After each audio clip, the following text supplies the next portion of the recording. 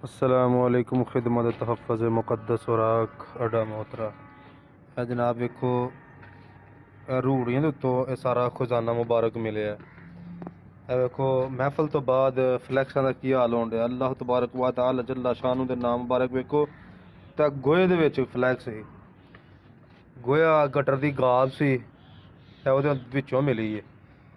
ते वेखो महफल तो बाद साले सवाब किंज होन डया जिन्ने भी है मुकद्दस खुराक पे न ना ये सारे रूढ़ियों तो मिले ने ते स्कूलों के अंदर जड़े लहवाए जाते ने ये वो पे ने।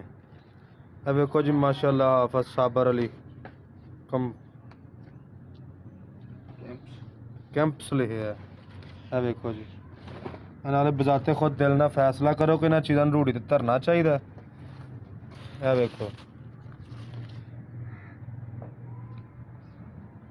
2-2 3-3 लाख रुपया ला के ते खाना काबा रोज़ा पाक की ज़ियारत करने वास्ते जाइदा ते वेखो अज कुरान पाक दे नाम मुबारक रूढ़ियों के उत्ते पे ने ते जिथे गलीज इतनी बदबू आंदी है ना जिस जगह के उत्ते पे हैं मुकद्दस खुराक ते अल्लाह तबारक व तआला जल्ला शानू दे नाम दी बेहुरमती बेइज्जती बेहुरमती किस कदर की जा रही है।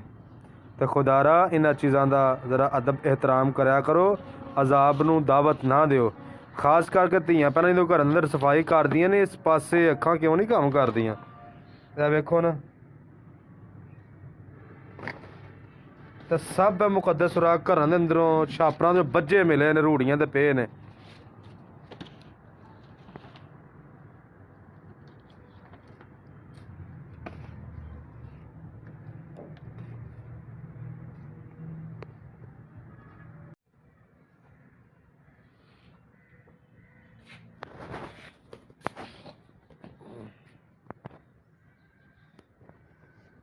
ते यह भी वेखो जनाब अपने दिल ना फैसला करो कि यह चीज़ां छुपा के महफल करा के साले सवाब इंज हुंदा सवाब इंज हुंदा ज़रा गौरो फिक्र करो थोड़ा जा। महफल का साले सवाब बाद च वेखो क्या गलीज गंदे पानी सुट्टी दियां ने बाद हैं। माशाल्लाह क्या सोच है, क्या अकल है, क्या सोच है, क्या फिक्र है तुहाडी।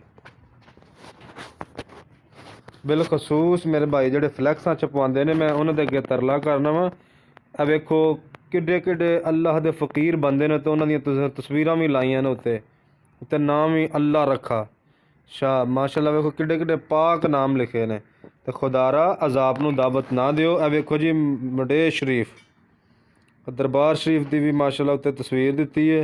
तो उस तो बाद जनाब वेखो कि अपने दिल नाल फैसला करो। बड़े वड्डे माशाल्लाह आशिके रसूल ने हैं जिन्हां वेखो छपाइयां ने ते छपा के आशिके रसूलां वेखो धरियां किड्डियां महफूज जगह ते ने गंदे पानी दे विच हैं। सुभान अल्लाह इन्हां दी आशिकी तो असल तो शोहरत पीछे पै गए ना, शोहरत वास्ते लगे ने कि साडा नाम वड्डा होना चाहिए, तस्वीर भी तो वड्डी होनी चाहिए। तो ये नहीं फिर बाद च आगाह करना दावत तकरीर तो बाद कि यार इन्हों अच्छे तरीके नाल महफूज भी कर लवो।